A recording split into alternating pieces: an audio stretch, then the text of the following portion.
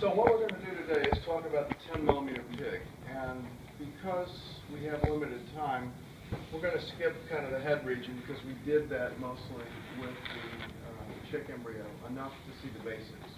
So we're going to really be focusing on this part of the body, and particularly the cardiovascular system, some of the interesting things that have happened there.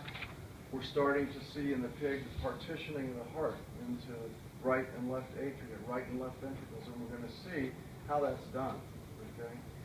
And likewise, the outflow from the heart, as you know, we haven't done it in dog anatomy, but you probably know it from regular biology, that why do we want to partition the outflow of the heart? Well, we want some of the outflow to go to the body to provide oxygenated blood to the tissues, and that comes out of the left ventricle through the aortic trunk. But we have to get the blood oxygenated, so we need the right ventricle to pump out the pulmonary trunk to go to the lungs, and then the pulmonary veins come back to the left atrium with that refreshed blood, and then it pumps out the left ventricle. Right? Does that sound familiar to everybody? So since we saw last time, we start with this heart as a single tube, okay? And all that's happening in the stages we've looked at is that you got milling veins coming in, you got a pump, and you got ventral aortas or an aortic sac coming out. I mean, where's the partitioning? We haven't had it happen yet, so that's what we're going to see beginning today. And then in the spring, when Dr. Bakey talks to you about cardiovascular system, he's going to go further in depth about the details of the partitioning, because it's really important in terms of clinical cases. You can get the separation that we're going to see between the aortic and the pulmonary trunk happens because neural crest cells, remember we looked at neural crest briefly, neural crest cells come down and build a wall. I'll show you that wall here. It's a very important thing. But normally it happens fairly symmetrically, so that more or less the pulmonary trunk's about the same size as the aortic trunk. But abnormally, which is not that infrequent, the partitioning can happen asymmetrically, so that you get a larger than normal aorta and therefore a smaller than normal pulmonary trunk because the wall is shifted, or the opposite. And those are called pulmonic stenosis. Stenosis means something smaller than it should be. A lumen is smaller than it should be. So that would be pulmonary trunk stenosis. Or you can get aortic stenosis, and there's a variety of causes and so forth, but that's the basic idea. So that's why we want to take a look at the cardiovascular system, to start appreciating the particular tissues that are going to be dividing not only the outflow, which is neural crest, but also the atrium into a right and the left, and the ventricles into a right and the left. Okay? That'll be our focus in the cardiovascular system. And schematically, this is what we're going to see on one of the sections. We'll see the heart, but the aortic trunk comes out initially just like an unpaired ventral aorta. Okay? If you just remember, the ventral aorta came out, and we were in the aortic sac, right? In the 48-hour chick. And that gets called the aortic trunk as you go along in development because it becomes muscularized. Okay, so it's more like a trunk. You know, trunk is sturdy, the sac is kind of floppy, so we're putting some bulk to it. So we call it the aortic trunk now. And just as in the 48-hour chick, all of the aortic arches that supply all these branchial arches are going to come from the aortic trunk. I've only shown one situation that we're going to be looking at, but all the other ones would come out of it as well, right side and left side. Okay. Now, there's a little bit of a mismatch because we have 4 visible branchial arches. Remember, number 1 has 2 parts, the maxillary and the mandibular. And then at the 10 millimeter stage, we have 2, 3, and 4. That's all you get in mammals, okay? You don't get any more branchial arches, except for little remnants of cells that make things like parathyroid cells and things like that. There's some little things, but not really branchial arches. And number 5 is almost completely absent, okay, both in terms of the branchial arch and the aortic arch that goes with it. But number 6 is really important for the aortic side. We don't have really any tissue to speak of that's formed from the 6th branchial arch, but we have an aortic arch that's crucial. And here's why: because the aortic trunk splits into an aortic and a pulmonary trunk because those cardiac neural crest cells come down and build a wall right here. It's called an aorticopulmonary septum. probably one of the most important structures you can know the name of in terms of developmental biology if you're a veterinarian, because that's where the things go wrong in terms of getting a smaller than normal pulmonary trunk or smaller than normal aortic pulmonary septum. That divides the aortic trunk from the pulmonary trunk. The pulmonary trunk goes over and splits into two sixth aortic arches. And that's what we're going to see in at this early stage in the 10-millimeter pig.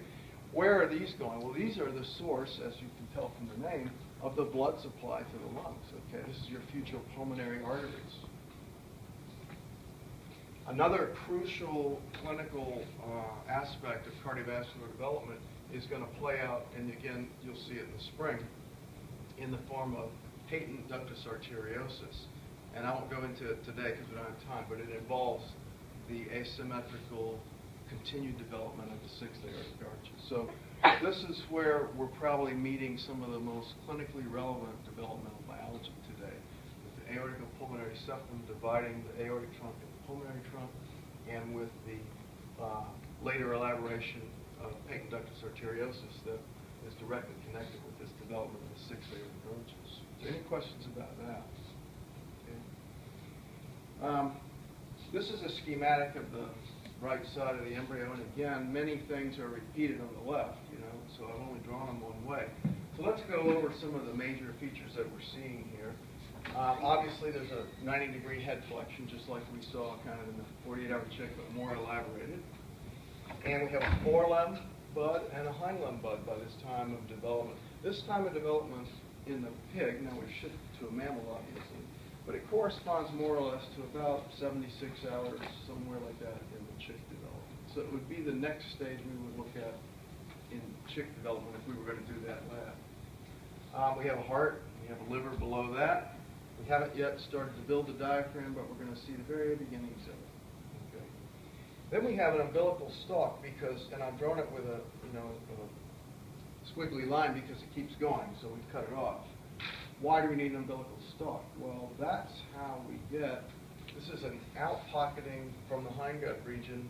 That's how we get our allantois. Remember, that's the big bag that goes out there and abuts the chorion to create the four-layered chorioallantoic membrane. And in mammals, what does that become? The fetal side of the placenta. So we're going to look at a placenta slide today, too. I'll show you that, make sure everybody's on board with that. Now, as you know, the allantois also plays a crucial role. If you just remember back to the diagram you're going to draw for me if I ask that question on the exam about the three circulatory systems. In the chick embryo, the allantois has an allantoic vein and an allantoic artery. So does a mammal, but we just call them umbilical vein and umbilical arteries. Two on the right, two on the left to start with. Okay. Eventually, we're going to lose one of each, and in mammals we're only going to keep one umbilical vein and one umbilical artery, but they start out here. So the umbilical artery is bringing the blood from, this is the aorta, this red line, bringing the blood out of the embryo to the chorioallantoic membrane, and if you're a chick you get reoxygenated. If you're a mammal you get not only reoxygenated but you get nutrients as well, because you're shriveling up the yolk sac. You don't need that as a source of nutrients. Blood comes back in refreshed by way of the umbilical vein and goes back to the heart. Okay. We also have a new system that you haven't seen yet. As the embryo grows, we have more and more of a need to take care of metabolic waste products. Now we know we don't have a functioning, gut system for solid waste excretion or a urinary. We haven't built a kidney yet, so we don't have those systems. So we have to do something kind of in the interim period. The embryo is getting too large to just let diffusion kind of take care of things, but it's not big enough, it's not far enough along in development to have functioning kidneys and anal sphincters and all those things you would need to have a functioning gut. So what we do is we build this temporary structure out of intermediate mesoderm. And if you remember from a generic cross-section of the embryo,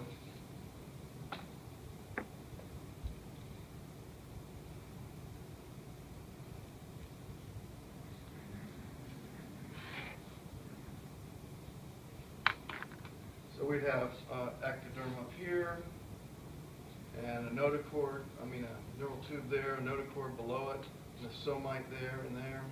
And then we have our lateral plate mesoderm. This is the somatic, and this is the splanchnic. And between the somite and the lateral plate mesoderm, there's this little tiny nub of tissue called intermediate mesoderm, because it's intermediate between the paraxial mesoderm, represented by the somite, which is near the axis of the midline, and the lateral mesoderm, represented by the somatic and the splanchnic, with the coelomic space between. So this intermediate mesoderm is like this little population of cells that kind of hangs around for a while, and then by this time it explodes. And what does it make? It makes a fetal version of the kidney that we call the mesonephros. I should write it down. The mesonephros. Now, in other vertebrates, the mesonephros becomes the definitive kidney, but that's usually in certain fish and things like that. So the animals you're familiar with, reptiles, birds, and mammals, are going to have another structure that will turn into the kidney called the metanephros. Okay?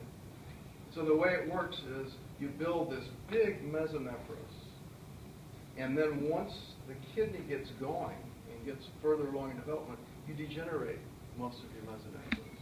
Okay? In males, this tube, called the mesonephric duct, remains as the vas deferens. Okay? But everything else kind of degenerates, and the kidney takes over, and here's the ureter going up this way. If we schematize this and look at it here, what we see is that on each side, right and left, we have this giant tubular structure called the mesonephros. All it does is make a filtrate of the blood. Okay? It's sort of like urine, but not as concentrated as urine. It makes a filtrate of the blood in the system of tubules, okay? And then each mesonephros has a mesonephric duct right here that comes down, and the two mesonephric ducts meet in this horseshoe shape that we'll see today. That's when we call it the urogenital sinus, when this mesonephric duct and that one meet. Okay. Urogenital sinus. The hindgut's here, but of course it's not functioning. We're not putting any food in the oral end, and we're not sending anything out the hind end. So it's just kind of there, waiting for it, postpartum life. These are our metanephros, or our definitive kidney to be, and this is the ureter.